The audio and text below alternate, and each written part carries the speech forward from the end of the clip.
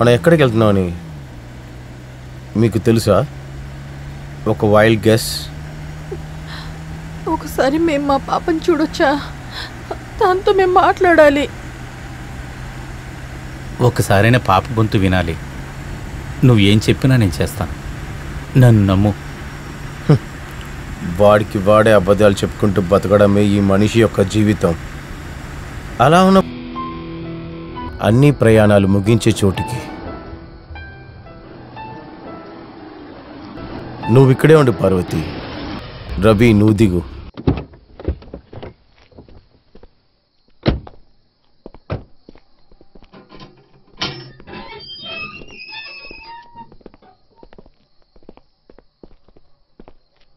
నిన్న నువ్వు ఒకరిని కలవాలని బయలుదేరావు.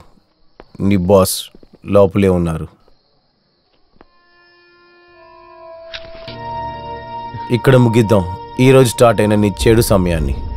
నువ్వు అనుకుంటే ఈ కథ ఇక్కడే ముగిస్తుంది. Finish him. నువ్వేమంటున్నావు?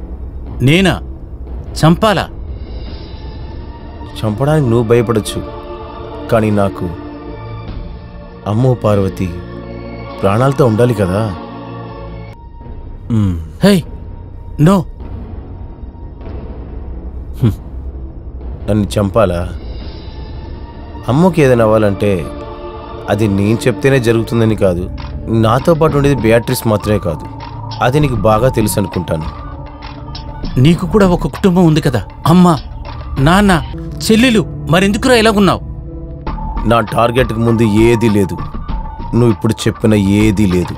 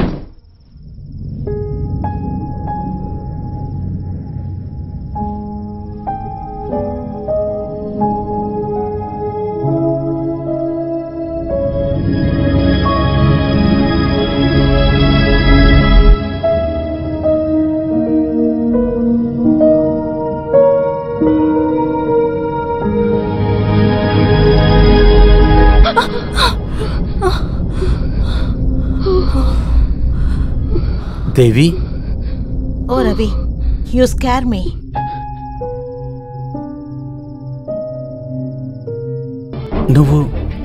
నువ్వెలాగ ఇక్కడ? ఓహో అలాగా. ఇది నా ఇల్లు. ఆ విషయం నేను అడగాలి. మీరెలా ఈ ఇల్లు కనిపెట్టారు? Oh I'm the message. అదొచ్చేసిందా? ఏ మెసేజ్? ఏమిటి రవి, ఈరోజు పొద్దున ఫోన్ చేసి ఏమేమి చెప్పారు? నాకు కాల్ చేసి బాస్ అని చెప్పారు, పార్వతికి ఒంట్లో బాగాలేదని చెప్పారు. లేదు, వస్తాను, కొంచెం లేట్ అవుతుంది. పార్వతికి ఒంట్లో బాగలేదు. అలానే మీరే కదా చెప్పారు. నాకు అనిపించింది సంథింగ్ ఆర్ బ్యాకింగ్ యూ. కొద్దిసేపటి క్రితమే ఈ ఇంటి అడ్రస్ మీకు మెసేజ్ చేశాను.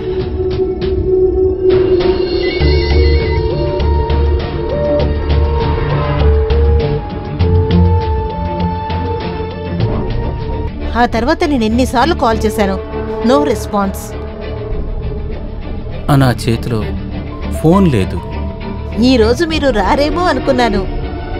తర్వాత పార్వతికి ఇచ్చినట్టుగా నాకు సర్ప్రైజ్ ఉందా? అదేగా ప్లాన్. ఏంటి ఇంత నర్వస్గా ఉన్నారు? ఇది నా ఇల్లు అయినందువల్ల అందరికీ భయపడుతూ ఎన్ని రోజులు మనం లిఫ్ట్లో దాక్కొని ఆఫీస్ రెస్ట్ రూమ్లో ఏమిటేమిటో చేశాం. ఈరోజు ఇల్లు మనకి మాత్రమే. ఇలాంటి రోజు కోసమే కదా పార్వతి దగ్గర లేనిపోని అబద్ధాలు చెప్పారు. నాకు మన వద్దు. వాట్? నాకు తెలుసు మీరెందుకు మూడౌట్ అవుతున్నారో. ఇంతసేపు డ్రైవింగ్, ప్రతిసారి పార్వతిని మోసం చేస్తున్నానన్న మనోవేదన. నాకు మాత్రం ఆ ఫీలింగ్ ఉండదా?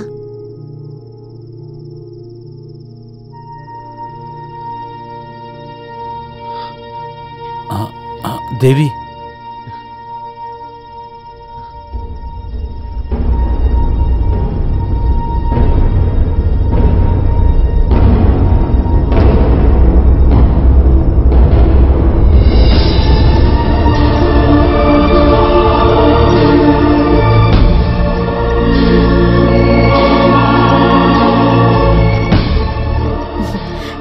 ఇంతవరకు చూడలేదా? నా పేరు వెనుక ఉన్న సర్నేమ్ నా భర్త వెంకటేష్దే. ఇప్పుడు ఆయన నేను చెప్పాను కదా, పొద్దున్నే ఢిల్లీ వెళ్లారు. లేకపోతే మనం ఇలా కలుసుకోగలమా? ఆలోచించు రవి.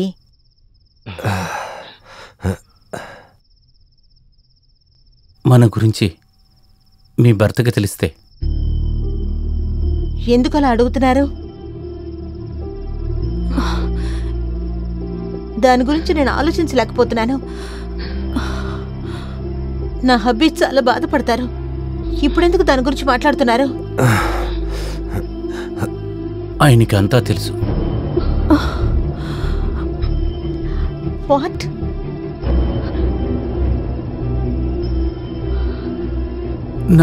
నా కూతురు ఆయన దగ్గరుంది. ఆయన చంపేస్తాడు.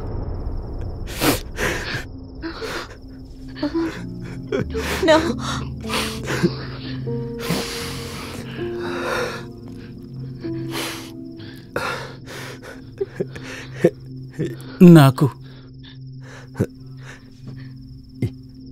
నేను నా కూతుర్ని కాపాడాలి. నాకు వేరే దారి లేదు దేవి. మనం చేసిన పాపానికి మనం శిక్ష అనుభవించాలి దేవి. అదే ఆయన కోరుకుంటున్నాడు. దానికి ఏమీ తెలియని నా కూతురు నేను బలివ్వలేను.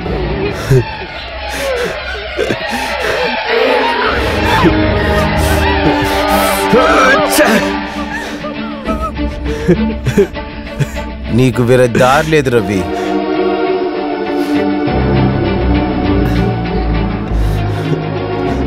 కాటలేదు. నేను చంపలేకపోతున్నాను. Do it. నేను ఎలా కాల్చగలను? కానీ నేను చేయగలను. ఒక సావు ఖచ్చితంగా ఉంటుంది. అమాయకురాలైన 6 ఏళ్ల పిల్ల చావడం కంటే తిను చావడం ఎంతో మేలు.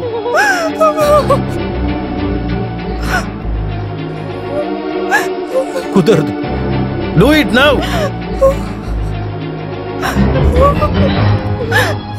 No. Ravi, no. No, Ravi, please. Please, Ravi. I am sorry, Devi.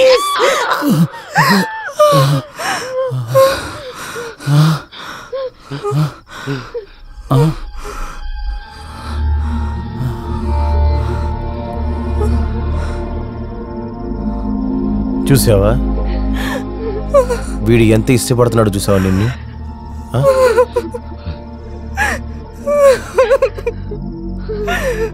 నేను చెప్పాలంటే చాలా కారణాలు ఉన్నాయి దేవి. డైలీ లేటుగా వచ్చే నీ మొగుడు చేతికి అందే దూరంలోనూ కూడా ఆ రాత్రి నేను చాలా ఎదురు చూస్తాను. నా పని, ల్యాక్ ఆఫ్ కేర్, ఇలా చాలా రీజన్స్. సాధారణంగా జరిగే అరేంజ్ మ్యారేజ్ ఏ అమ్మాయి అయినా ఎన్నో న్యాయాలు మాట్లాడచ్చు. నిజమే, చాలా సమయాల్లో ఆఫీస్లో ఒకటిగానే ఉంటారు, మనసిప్పి మాట్లాడతారు. అక్కడ జరిగే సమస్యలన్నిటికీ నిన్ను కాపాడుకుంటూ జాగ్రత్తగా తీసుకెళ్లే ఒక స్నేహితుడు. ఇప్పుడు మనసులోంచి వచ్చే ప్రేమ, అదంతా నాకు అర్థమవుతుంది. కానీ ఇది ప్రేమ కాదే. ఆ గన్ను ట్రిగర్ నువ్వు నొక్కవని నేను చాలా ఆశపడ్డాను, కానీ నువ్వు దాన్ని నొక్కేశావు. దీనికి పేరు ప్రేమారా? ఒళ్ళు రాసుకుంటుంటే వచ్చే వేడే కదరా నీకు కావాల్సింది. ఆ వేసే దగ్గర నువ్వు రేటు మాట్లాడేటప్పుడు తినే ఆలోచనలో ఉండింది. ఒక పూట అన్నం కోసం సొంత ఒళ్ళుని అమ్ముకునే దానికి ముందు తిను చాలా నీచమైందని అర్థమైంది. తన పేరు వేసి అంటే మరి నువ్వేంటి దేవి? ఆ ఒంటికి రేట్ మాట్లాడిన నీకు ఆ హోటల్ రూమ్లో నీ ముందు నీ పెళ్ళాన్ని ఒంటి మీద చేసినప్పుడు నీ మొహం ఎలా మారింది కదా, ఆ నొప్పి నీకు గుర్తుందా? అప్పుడు నేను ఇక్కడ లేనని తెలిసిన వెంటనే నా పెళ్ళాంతో పాటు ఉండాలనుకున్న నీతోటి ఒక రోజు మొత్తం నీతో పాటే తిరిగిన నాకు ఎంత బాధ ఉంటుంది అనుకుని చూసావరా కుక్క.